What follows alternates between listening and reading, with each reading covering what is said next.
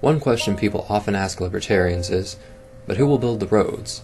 These questions often come from those who are genuinely in favor of freedom, but simply have doubts about how practical it is to rely on the free market to handle such necessary utilities, such as roads. But before we talk about how the free market might possibly build roads, let's think about our current government roads. First of all, they're not really free. Even those that do not have tolls are incredibly expensive. If you buy gasoline, the average citizen in the United States pays nearly 50 cents per gallon in taxes that are used to pay for the roads. That's right, you pay half a dollar for every gallon of gas you buy, just to pay for the roads. And for all that money, what do we get in return? The roads are filled with potholes, slow construction work, poorly timed traffic lights, arbitrary speed limits, and fatal accidents. In the year 2011, on average, 89 people were killed every day in the U.S. on these government roads. 89 people per day. This is a massacre. Are we audacious enough to suggest that the free market could not come up with safer, cheaper, more efficient roads?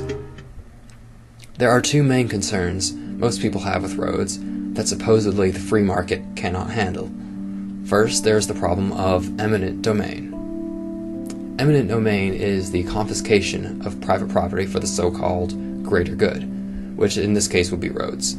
Without this confiscation of private property, some argue, there would be no way to build large roads, as private owners would rather keep their land than sell it.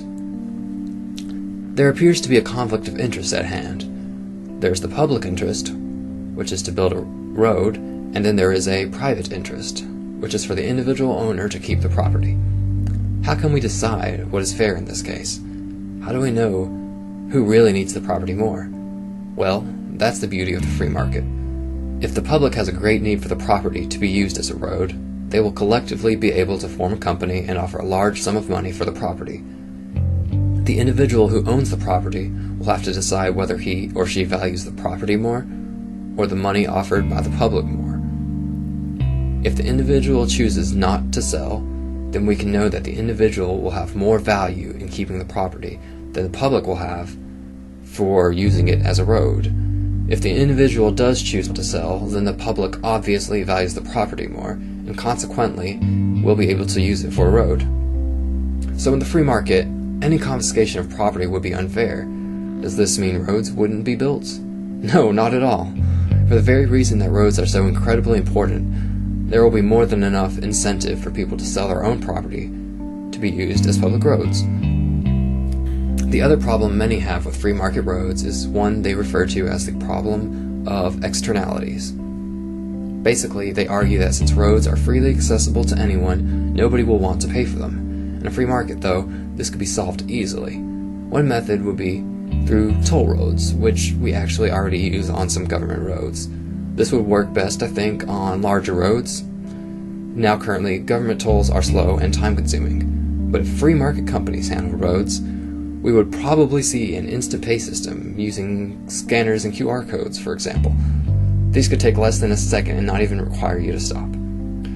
For smaller neighborhood roads, I personally imagine that a tip system would emerge.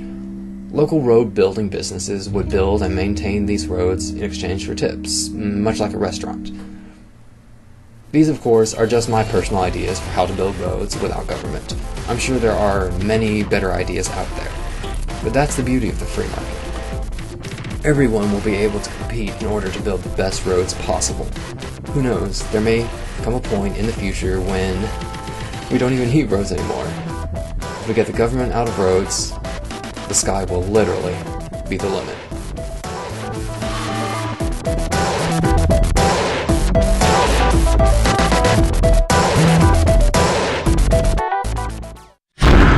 I don't agree with those statistics at all. I've never seen that. We've done this exact same thing to Well, him fine. before. Then we'll fix this the and fucking he's old-fashioned still- way.